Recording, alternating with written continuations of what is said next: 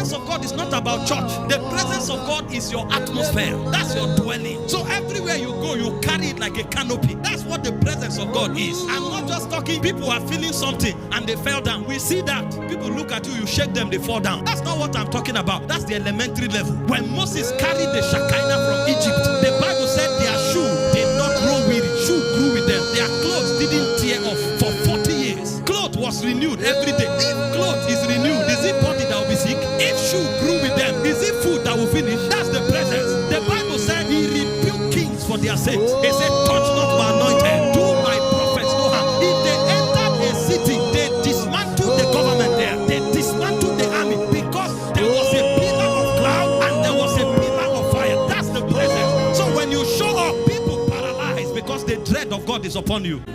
You are a TikToker and you think you will have encounters. After seeing all the naked people, and then you carry that death in your soul, you want to see the one that dwells in light without corruption. You will labor until you delete that record of death from your soul, because garbage can't go there. The realm is holy. The realm is protected. Did you not read that the moment man fell, God placed a cherub with flaming sword turning on every side? He shields that realm. If you saw him with sin, it's not the one you saw. And that's why there are many religions today, because they saw many things. They thought they saw the God of heaven. Only the holy can enter there. He said, thou, O Lord, art of a purer eyes. They say your eyes cannot behold iniquity. You can't behold iniquity. And so the first law of encounter is the law of self-purification. That's why I said the standard of the law standeth sure. He said the Lord knoweth them that are his. He said they that nameth the name of the Lord must depart from iniquity. He said in a great house there are many vessels. Some is of gold, some of silver, some of wood, and some of hay. He said it doesn't matter what you are made of.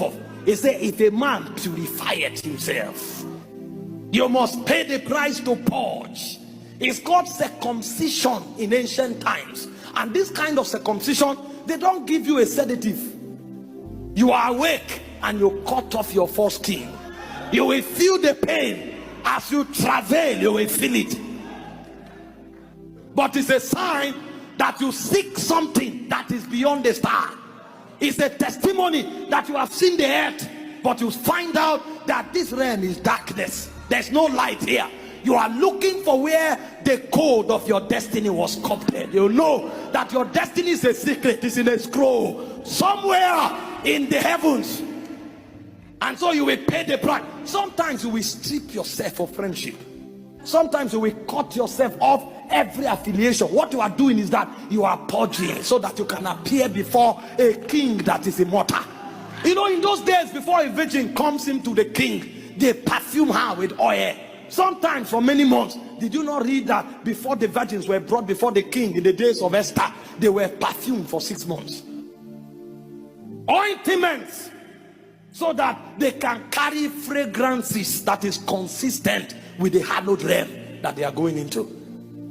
We are full of garbage, and we come with English language, fascinating the world, fascinating people. We think we can get the attention of spirits by talking. Talking is the lowest level of communication. There is a realm of communication where it's by thought. You don't talk. When you show up, they read your heart.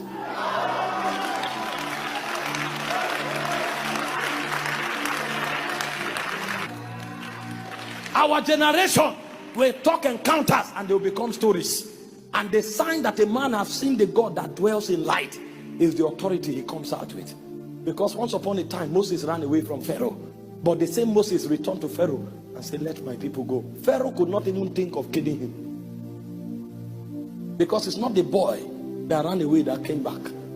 The one who came back, Exodus 7 verse 1, he said, behold, I have made you a God unto Pharaoh. A man left Pharaoh, but the one who came back was a God. Because he has seen something that mortals don't see. Did you not read that when he saw the bush burning that was not consumed in Exodus 3 from verse 1, the Bible said he wanted to go. They said, stop, take off thy sandals. He said, where you are standing is holy ground. You don't come there with garbage. If you are not purified, you will speak in tongues and be a liar. You will be a swindler and a thief. And you may think men will not see, but there's a realm where we are surrounded. And we are not surrounded with talkers. We are surrounded with witnesses. And the reason they are called witnesses is because that situation you are going through, that you are finding justification for, there are 1,000 people that went through it and they were holy. You said the reason I fell was because I needed food. You will find 1,000 people that died of hunger. They stood their ground. The reason I fell was because I wanted to help somebody. You will find 1,000 people that helped men and stood their ground. And so you will not have any justification. The king doesn't even need to judge you. The witnesses that are there will prove to you that you have no excuse. And so every man who seeks encounter, before he calls upon the name of the Lord, he will purge himself. He will purge himself. Our generation is full of iniquity, and we have substituted spiritual things with charisma. That you speak eloquently, that you know how to move the crowd, does not mean you can move spirits. The spirits you are dealing with, they are called ancients. Ancients. They were there before the foundations of the world. And so before you spoke, they knew your heart.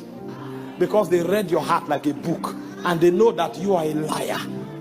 They know you are a fornicator. And they also know you are not willing to repent.